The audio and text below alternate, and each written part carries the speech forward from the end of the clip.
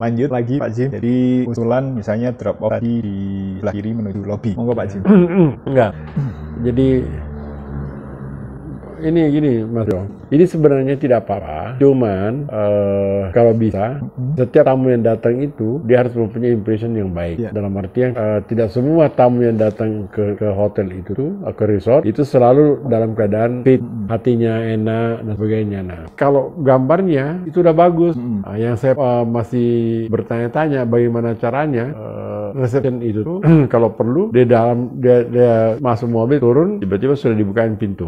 Lebih dekat lagi gitu ya lebih dekat lagi. Habis itu nanti begitu dia masuk dia sudah dekat berarti dia nggak lama kan. Nah, biasanya kalau orang di mobil kelamaan di mobil dia butuh duduk bersantai dulu. Nah, kalau dia sama keluarga atau ada yang check-in yang lainnya check-in dia istirahat kan begitu ininya. Nah, supaya nanti dia mempunyai first impression yang baik. Nah, kalau yang kayak begini ini kan berarti kalau umpamanya dia datang, dia turun, baru dia jalan pergi ke reception. Masih ada jeda. Masih ada jeda. Bisa nggak kira-kira kalau umpamanya naik mobil turun, buka pintu, reception. Kalau tidak buka pintu, siapa tahu umpamanya masuk dibuka kayak begitu. Itu kan terbuka kan kalau gitu ya. Kenapa? Terbuka kan itu kan view-nya. Terbuka. Iya, terbuka. Terbuka ya? Terbuka. Bagus sih sebenarnya. Monggo Mas Reza. Ya bisa juga. Ini di sini. Mobilnya. Ini mau putar di sini. Atau begini Pak, atau begini. Mendingan Mas Prio jelasin dulu dari bawah sampai ke atas itu. Oh iya. Biar kita tahu ya sahabat. Jadi cara berpikir saya itu yang pertama sebelum ke tata ruang itu ke sirkulasinya dulu Pak. Jadi makanya saya tadi di depan memperlihatkan balik yang menyeluruh. Gitu. Nah, jadi daerah kanan depan ini kan sangat curam ya Mas ya. Jadi akibatnya saya banyak bikin melingkar-lingkar tuh di sini ya, melingkar-lingkar di sini. Satu itu, yang kedua akhirnya saya putuskan untuk memilih sirkulasi. Sebetulnya ini sirkulasi linear yang dibelok-belokkan gitu ya, bukan sirkulasi yang berputar. Jadi kalau sirkulasi berputar kan kita mengelilingi dari atas nanti ke bawah itu ketemu gitu kan. Tapi ini hanya linear di sini kemudian nanti di belakang ini muter balik gitu ya. Nah, itu yang memberi langkah pertama waktu saya sebelum ke ruang gitu ya. Jadi mencari sirkulasi pencapaian sampai ke ujung yang harapan saya bisa tidak terlalu curam gitu kan. Setelah dari sirkulasi baru saya melangkah ke cut and fill. Nah, cut and fill tapi berdasar pada zoning pembagian kelompok berdasarkan kemarin lingkaran-lingkaran konikel kemarin. Nah, anggaplah konikel yang paling awal itu kan yang depan ini, yang satu lingkaran itu Mas. Nah, waktu satu lingkaran penuh itu di press ke tapak kita, itu kita akan mangkas dalam banget ya.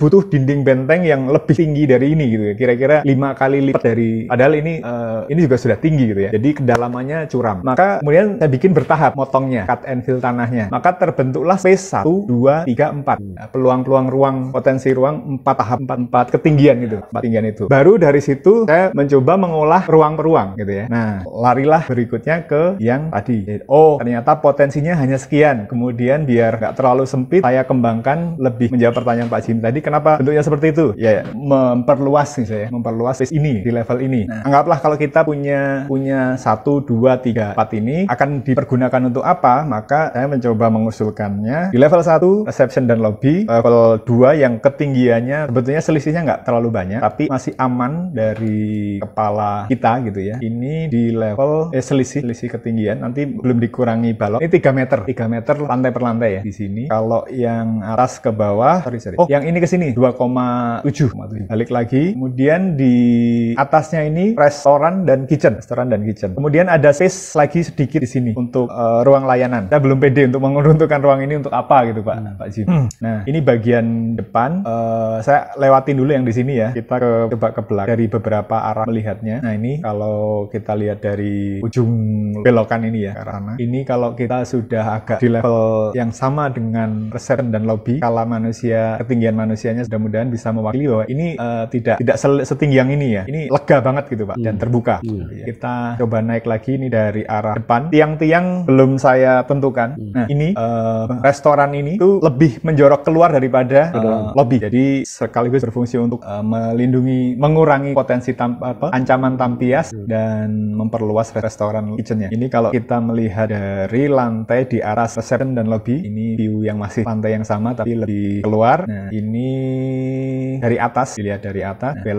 Belokan ini, kemudian ini kan kepecah dua nih ya. Ke sini ke akomodasi, ke sini ke layanan publik. Kemudian ini naik lagi ke jalur utamanya, lebih dekat, dilihat lebih dekat lagi. Sementara di sini saya usulkan coffee shop, kita jelajah sedikit demi sedikit, masuk lagi. Nah, ini restoran kitchennya, bentuknya seperti ini, bentuk ruangannya. Nah, di resto and kitchen ini ada koridor yang mengambil level cut and fill tadi. Ini ada seperti lorong ya, lorong ke core lift. Kemudian di atas dari restoran kitchen adalah untuk layanan publik juga, dari view sebaliknya masih di restoran dan kitchen. Nah, ini tadi koridor liftnya, di sana pintu lift. Ini dari view lebih dekat, masih di level restoran. Ini antara level ini dengan atasnya juga tidak tinggi, maka tidak tertutup. Ini sudah level di area fitness center dan lain-lain tadi yang paling atas. Nah, ini core lift dan ini akomodasi.